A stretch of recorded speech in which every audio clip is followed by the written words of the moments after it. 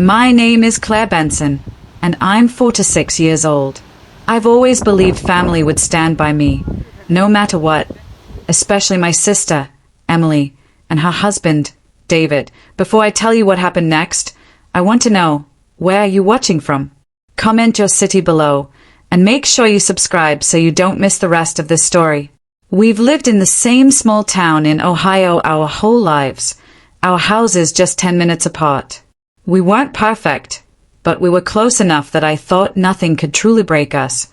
It was a chilly Thursday evening in late November, the kind of night when the cold seems to sink right into your bones. I'd just finished washing the dinner dishes when I heard the pounding on my front door. At first, I thought it was a neighbor in trouble, but when I opened it, David was standing there. His face was pale, jaw tight, and his eyes, those usually polite, practiced eyes, were filled with a sharp, almost feverish anger. "Claire, we need to talk," he said, stepping inside before I could even answer. The smell of cigarette smoke clung to him, something he'd quit years ago, and it immediately told me this conversation wasn't going to be good. He started pacing my living room like a caged animal. "You know the bank's on our backs," he snapped. "Emily told you. We're drowning here. We just need you to co-sign. Just sign the damn papers." I'd already told them no 3 times in the past month. Not because I didn't care, but because I knew their spending habits, the unpaid bills, the missed mortgage payments. If I signed, my own house, everything I'd worked for, would be on the line. "David," I said carefully, "I can't. I'm sorry, but That's when his voice rose, louder than I'd ever heard it. "You can't? Or you won't? Do you understand what's going to happen to us?" I tried to stay calm, but the tension in the air was thick enough to choke on. I stepped toward the kitchen, thinking maybe a little space would help both of us cool down. But then I felt it, a sudden, brutal shove from behind. My shoulder slammed against the wall so hard that I heard a crack, not sure if it was the drywall or my own bone. My head struck the doorframe on the way down, a flash of white exploding behind my eyes. For a moment, I couldn't even process what had happened. The world tilted. My ears rang. Then I heard Emily's voice, my own sister's voice, cutting through the haze. "David, stop," she said. But when she reached me, it wasn't with concern. She looked down at me with this cold, almost detached expression. "Claire, you could have avoided all of this if you'd just helped us." Her words stung worse than the pain in my shoulder. I was still on the floor, trying to get my bearings, and she was treating me like the villain in this story. "Emily, you're siding with him." My voice cracked. "I'm siding with my family," she said sharply. "We're desperate. You're comfortable. You could have done one small thing for us." One small thing. Signing away my home? Risking everything I had worked for after years of scraping by on my own? My pulse was pounding in my ears. David was still pacing, muttering under his breath. He grabbed my coat from the hook and tossed it at me. "Maybe you should go cool off somewhere else before you say something you regret." Before I could answer, Emily opened the front door. The cold November air rushed in, and the smell of damp leaves mixed with the faint metallic tang of the blood I now realized was trickling from my temple. I staggered to my feet, every movement sending a jolt of pain through my shoulder. My balance was off, and I had to steady myself on the wall. Neither of them moved to help me. They just stood there, Emily with her arms crossed, David with his jaw clenched, both of them looking at me like I was some kind of burden. I stepped outside, the icy air biting my skin instantly. The door closed behind me with a dull, final thud. The street was dark, the only light coming from a flickering lamppost down the block. My legs felt like they were made of lead, but I started walking, not sure where I was even headed. My mind was spinning with every argument, every excuse, every little moment that had led us here. I thought of last Christmas, when Emily had hugged me so tightly and said she didn't know what she'd do without me. I thought of the nights I'd watched her kids so she and David could have date nights. I thought of every time I'd said yes, only for the one time I said no to tear everything apart. Somewhere behind me, a car door slammed. I glanced over my shoulder and saw David's silhouette in the driveway, watching me go. He didn't say a word. He didn't have to. The message was clear. I was out. I walked past Mrs. Green's house, her Christmas decorations already up despite Thanksgiving still being a week away. Through the frosted glass, I could see her and her husband laughing over what looked like a game of cards. The normalcy of it hit me like a punch in the gut. 10 minutes ago, my life had still felt somewhat intact. Now, it felt like the ground had been ripped out from under me. I adjusted my coat around my aching shoulder and kept moving. My breath hung in the air in pale, ragged clouds. Every step felt like I was walking further away from the life I thought I knew, and deeper into something I didn't yet understand. But I knew one thing for certain. Something had shifted tonight. Not just between me and my sister, but inside me. And that change, that spark of something I couldn't yet name, was going to lead me to make a decision that would change everything. I don't even remember taking that first step away from the house. It's like my legs moved on their own, dragging me forward while my mind stayed frozen in that room. The night air feels sharper than it should, slicing against the raw skin on my cheek. I pull my coat tighter, but it's useless. The cold has already sunk deep inside, and it's not just the weather. Street lights flicker in uneven pools of yellow, throwing shadows across cracked sidewalks. Each time my shoe catches on a ridge in the pavement, the jolt sends a sharp sting through my shoulder. I wince but keep moving. My breath fogs in the air ahead of me, disappearing almost as quickly as it forms, and it reminds me of how fast moments vanish, how something solid can dissolve before you realize it's gone. Half a block ahead, a couple is walking toward me, their arms linked. They slow when they see me. I can feel their eyes travel from my face to my hands, lingering just long enough to know they've noticed the swelling. The man's lips tighten, and the woman whispers something I can't catch. I want to believe it's concern, but their quickened pace tells me otherwise. They keep their heads down as they pass, the perfume and cologne briefly mixing in the cold air before fading behind me. A dog barks somewhere to my left, the sound muffled by a wooden fence. I can hear the rattle of its collar as it jumps against the boards. I flinch at the noise, my mind too quick to connect it to the slam of a door earlier tonight. My heart races for a moment before I force myself to breathe. The rhythm of my steps becomes my anchor. Heel, toe, heel, toe. Anything to keep from replaying the scene that drove me out here. But my sister's words push through anyway. That tone, that unshakable certainty in her voice, like she was announcing something she'd rehearsed 100 times. The way she wouldn't even meet my eyes when she said it. I hear it over and over, layered with the slight tremor she tried to hide, and I wonder if part of her hated herself for saying it, or if she truly meant every syllable.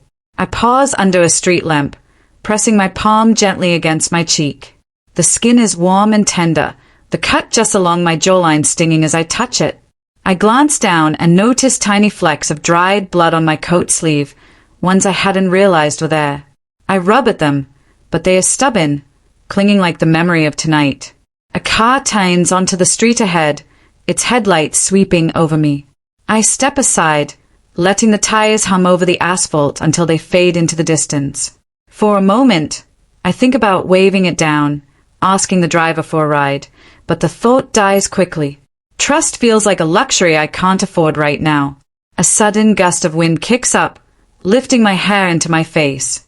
I brush it back and notice my hands are trembling. I'm not sure if it's from the cold or the adrenaline still coursing through me.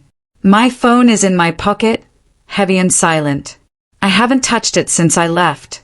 I tell myself I could call someone, a friend, a neighbor, anyone, but the truth is, I don't want to explain what happened. Saying it out loud would make it real in a way I'm not ready for. I pass the corner store where I used to buy candy as a kid. The window is fogged from the heaters inside, and I can see the cashier leaning over the counter, scrolling on her phone. For a moment, I imagine going in, standing under the fluorescent lights, and just asking if I can sit for a while. But my feet keep moving, carrying me past the smell of fried food and into the quieter stretch of the street. Somewhere in the distance, I hear the faint hum of a train. The sound brings back a memory I didn't expect, a time when I was 12, waiting at the station with my dad, holding hot chocolate in both hands while he told me how to listen for the difference between a passenger train and a freight. His voice had been calm, steady, safe. The memory hits so suddenly that my chest aches. The sidewalk narrows, forcing me closer to the street. I keep my eyes on the glow ahead, the warm, steady light spilling from my parents' porch. It's the same light I used to look for when I stayed out past dark, the beacon that meant home was close. Tonight, it feels further away than ever, even though I can see it. I pass a neighbor's house, and through their open curtains, I spot a family gathered in their living room. Someone's holding a baby, and everyone's laughing. The sound doesn't reach me, but I can see the way their shoulders shake with joy, the way their faces tilt toward each other. My chest tightens again, and I look away quickly, focusing on the rhythm of my steps. A small patch of ice glints on the pavement ahead. I step carefully, but my foot still slips a little, sending a quick flare of pain through my shoulder. I bite back a sound, steady myself, and keep going.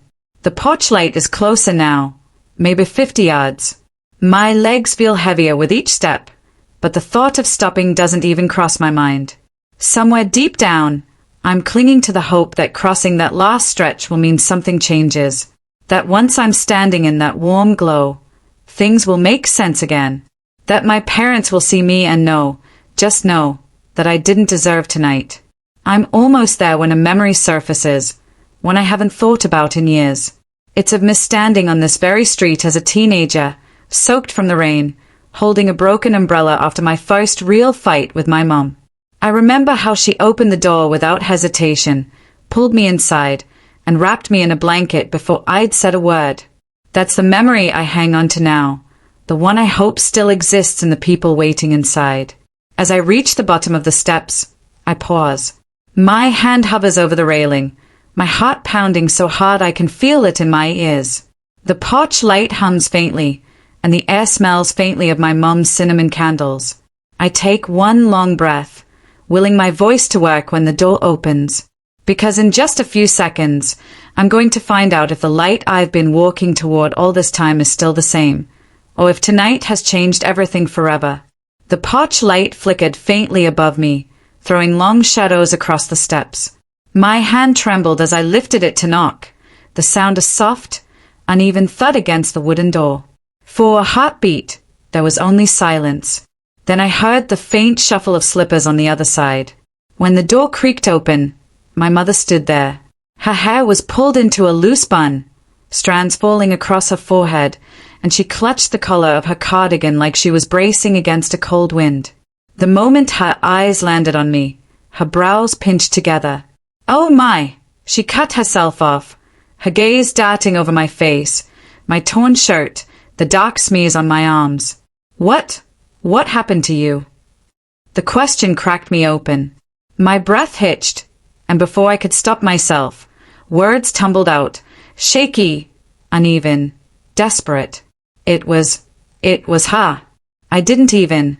My voice broke, the lump in my throat swelling until it burned. Mom, she.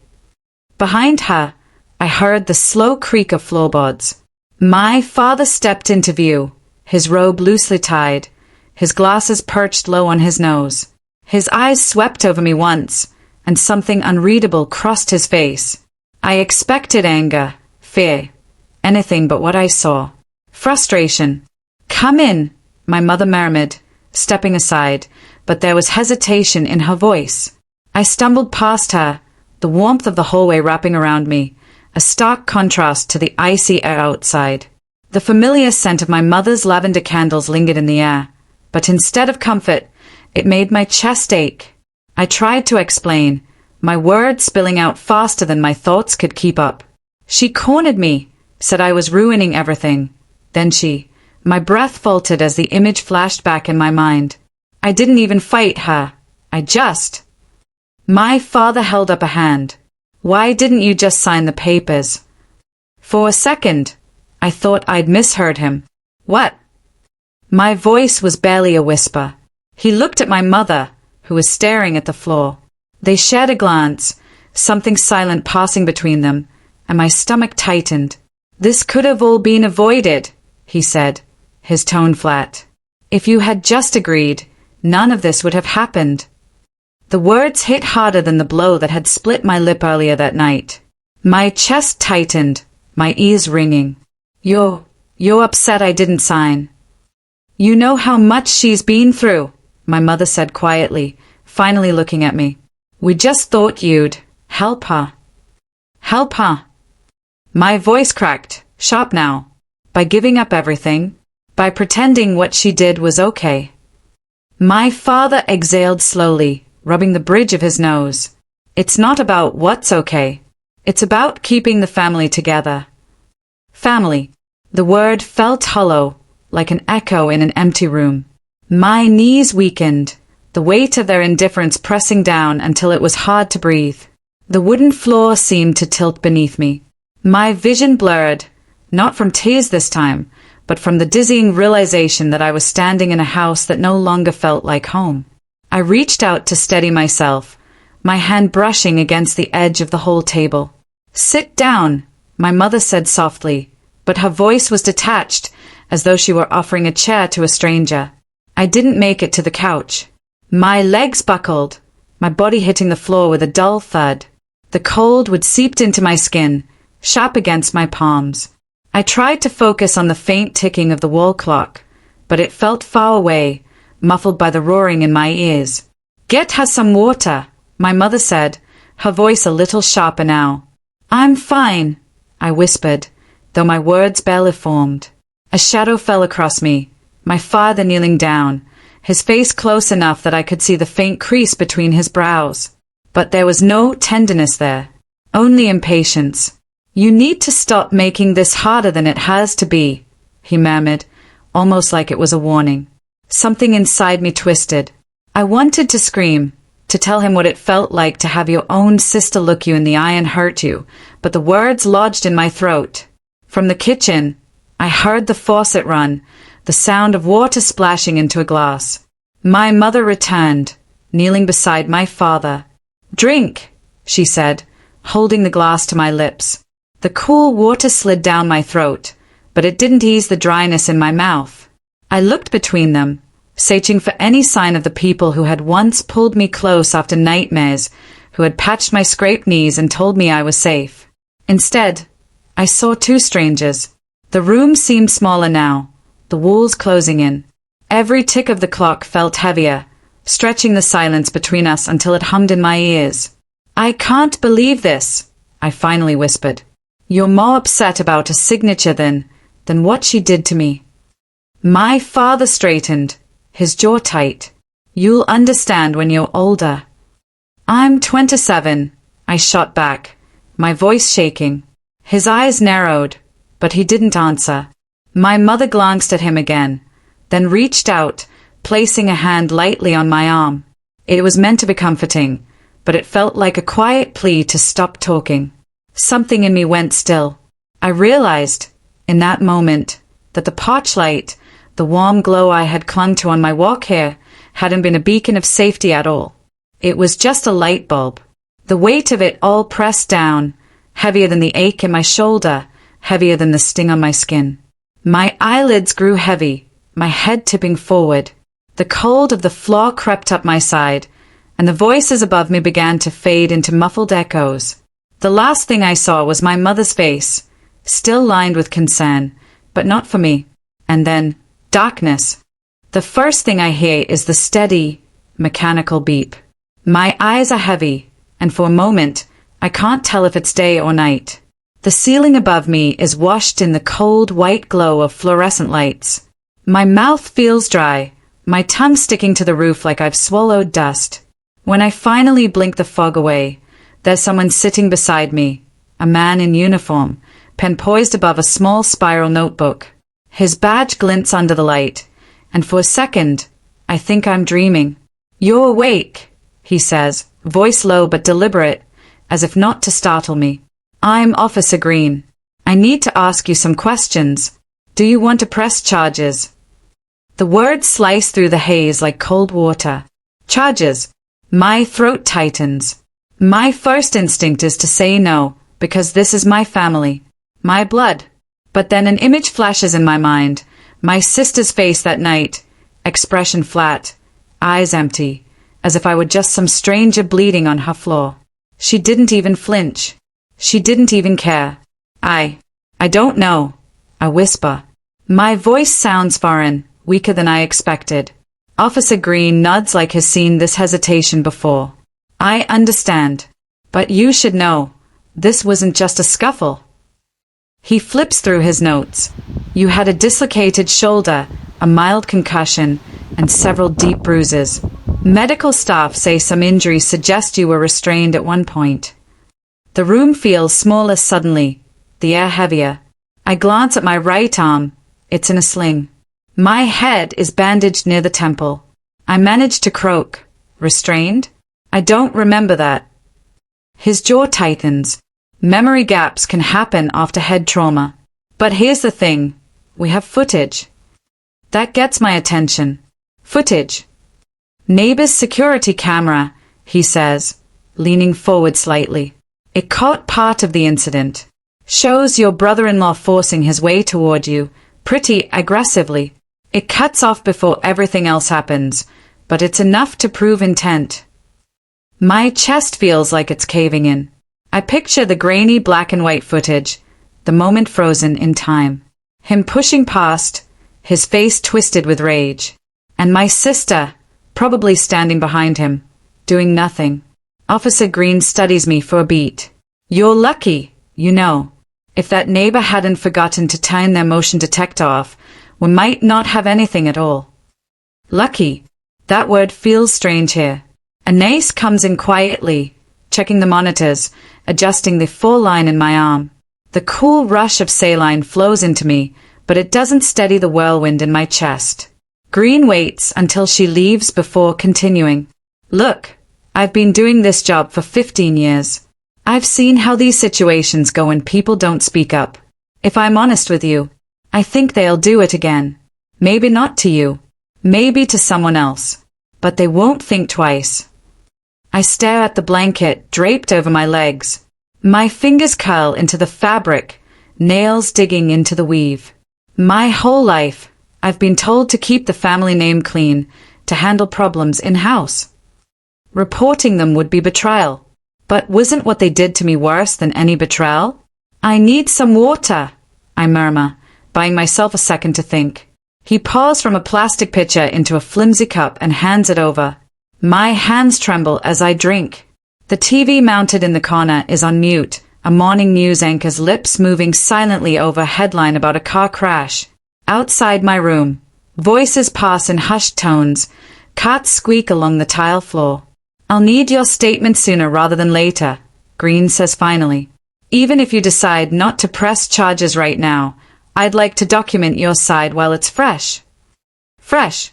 The word stings. Everything still feels raw, like the attack is replaying in my body on a loop. I'll give my statement, I say quietly. His pen starts moving. Okay, let's start simple.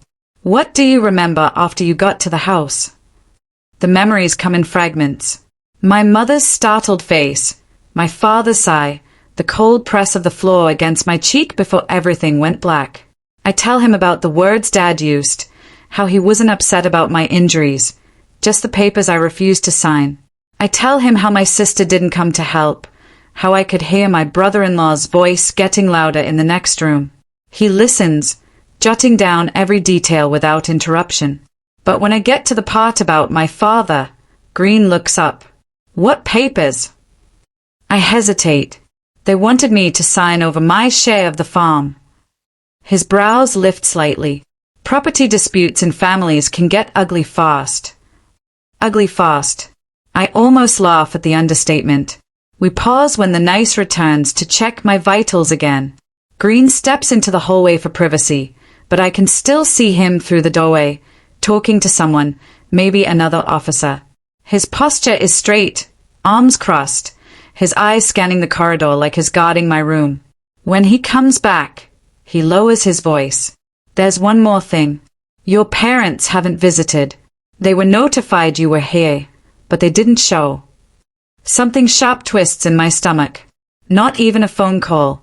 I don't know if that surprises you, he adds, but it's worth keeping in mind when you decide what to do next. I look away, blinking against the sting in my eyes. It doesn't surprise me. He studies me for a moment longer, then closes his notebook. All right, I'll let you rest for now, but I'll be back later today for your formal statement. Think about what I said. When he leaves, the room feels too quiet. I hear the faint buzz of the light overhead, the rhythmic beep of the monitor, the distant echo of an intercom announcement. My mind keeps cycling back to his words. They'll do this to someone else. And for the first time since it happened, I'm not just scared. I'm angry. The truth comes out. I agree to make a full statement, the kind that leaves no room for doubt.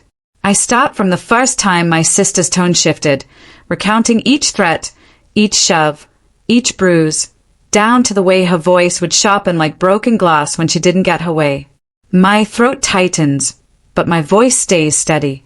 I can hear the scratch of the officer's pen, quick and relentless, like it's trying to keep up with everything I've bottled inside for years. When I finally stop, the officer looks up at me with a mix of pity and quiet respect. You've been carrying this for a long time, he says. I nod, though the words barely register. My chest feels lighter, yet there's a rawness under my ribs, like I've torn something open. 2 other officers are dispatched to my sister's home. I sit in the corner of the station, clutching a cup of coffee that's gone cold, staring at the muted TV on the wall. The minutes drag. When the phone on the desk rings, the officer on duty answers, listens, then leans toward his partner. It's more than we thought, he murmurs. They found things that make my stomach turn. Piles of unpaid bills shoved into drawers. Credit card statements with my parents' names. But the charges, thousands spent at high-end boutiques and gambling sites. A locked desk drawer filled with forged signatures on property documents.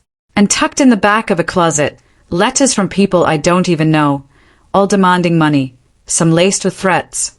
By the time they return, it's clear this wasn't just about me. My sister had been circling the drain for a while. I was just the one who finally stopped pretending it wasn't happening. Word moves fast in a small town. By nightfall, whispers have already curled their way through grocery store aisles and across diner counters. People who've known my family for decades begin sharing their own stories. A retired teacher mentions being harassed for loaning money she never got back. The owner of the hardware store recalls finding returned merchandise that had clearly been used. Even the librarian speaks up about a donation drive my sister ran, when none of the funds ever made it to the children's reading program. The stories pile up until they feel like bricks on my chest, not because I'm surprised, but because I'm realizing just how much damage was hidden behind our front door. Late that evening, the station phone rings again. An officer hands me the receiver. She wants to talk to you, he says quietly. I put it to my ear, and my sister's voice floods through, choked with sobs. I never thought it would go this far, she says. You don't understand. I was trying to fix things, but it all got out of hand. You've always been so stubborn. Why couldn't you just help me?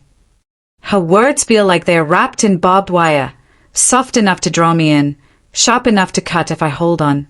I picture her in that cold, echoing cell, but instead of pity, there's only an ache for all the times she could have chosen differently. I say nothing. After a long silence, I lower the phone back onto the receiver. The officer watching me doesn't ask what she said. Instead, he slides a small packet of papers toward me. These are copies of your statement, he says. Keep them. If you need anything, protection, updates, you call us. Stepping outside, the night air hits me like a cleansing wave. The town is quiet now, storefronts dark except for the flicker of a single neon sign at the corner bar. The sky is the deep blue of ink spilled on paper, stars scattered like careless punctuation. For the first time in months, maybe years, my breathing feels unshackled. It isn't victory. It isn't revenge. It's the absence of that chaos, and that absence feels like a space I can finally fill with something of my own.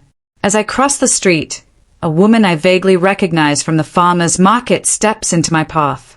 "I heard about what happened," she says softly.